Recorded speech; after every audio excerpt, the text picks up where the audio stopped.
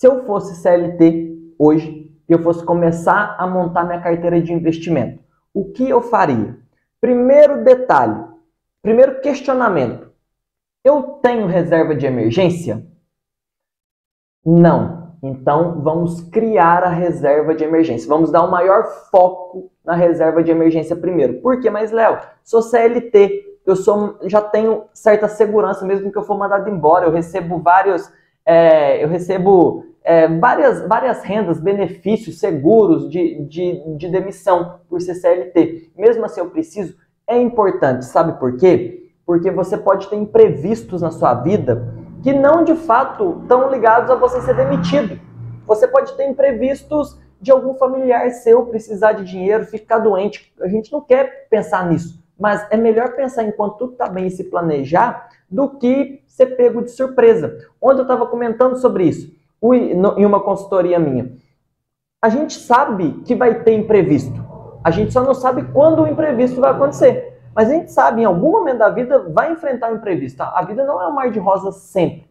Então, sabendo disso, é melhor se preparar para quando isso acontecer. Ainda que eu não saiba o que vai acontecer e quando irá acontecer. Mas sabendo disso, eu posso me preparar para passar da melhor maneira possível por esse imprevisto. Então, pensando assim, eu montaria... O primeiro detalhe, eu já vou mostrar isso na prática para vocês, mas eu montaria a reserva de emergência.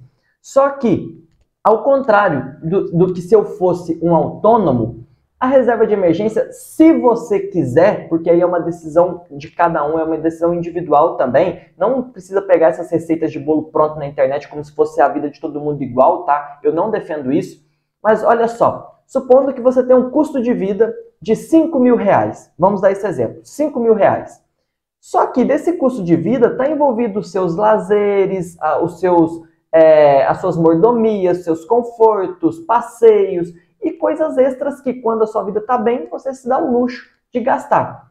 Só que desses 5.000, supondo que tem 3.000 que seriam gastos que não teria como você abrir mão, que são gastos fixos, gastos essenciais e que se tudo apertasse, ainda que você tirasse o resto, 3.000 dos 5, você precisaria pagar todo mês, gastar todo mês.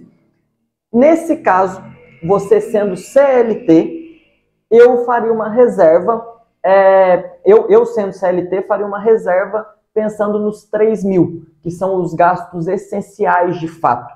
Porque assim eu não abro mão de montar uma reserva de emergência, mas eu não preciso ser tão conservador também, já que eu tenho meu trabalho CLT ali que está funcionando super bem. E ainda que eu seja demitido, eu vou ter os benefícios e tudo mais de término de trabalho, de contrato.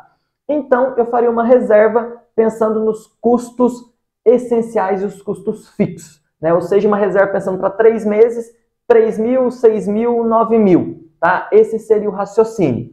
Sendo dono do próprio negócio, sendo autônomo, eu já não pensaria assim. Eu montaria uma reserva de pelo menos 3 meses também, pelo menos, tá? Se conseguir mais, beleza, mas eu sei que essa não é a realidade do brasileiro, então, pelo menos ali próximo de 3 meses. E aí eu pensaria no valor total, porque senão você também fica você é cortado com tudo. Você não vai ter benefício se sua renda, se você é dono do próprio negócio, sua renda cortar, não tem um benefício a mais para você tirar. Então é melhor que você deixe uma reserva de emergência mais gorda. E até mesmo para você não cortar tudo de uma vez e a sua qualidade de vida cair muito. Esse seria o racional para a reserva de emergência. Só que tem um extra nesse caso.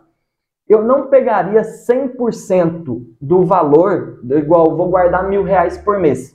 Eu não pegaria 100% e focaria na reserva de emergência se eu estivesse começando. Se eu estivesse começando, eu colocaria 90% do aporte na reserva de emergência até concluir essa reserva de emergência e 10% eu colocaria na carteira de investimento já. Por quê? Na teoria escaladora ou escaladora, você vai ler que primeiro é reserva de emergência, é verdade absoluta acima de tudo. Só que na prática, o sentimento humano não é tão lógico assim.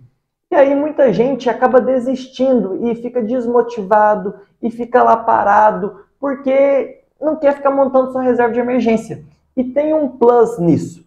Primeiro, Se você está pegando 90% do seu aporte para reserva de emergência, 100%, esses 10% a mais que poderiam entrar, não vai fazer tanta diferença assim ao longo do tempo. Tá? Você vai demorar um pouquinho mais para concluir sua reserva de emergência.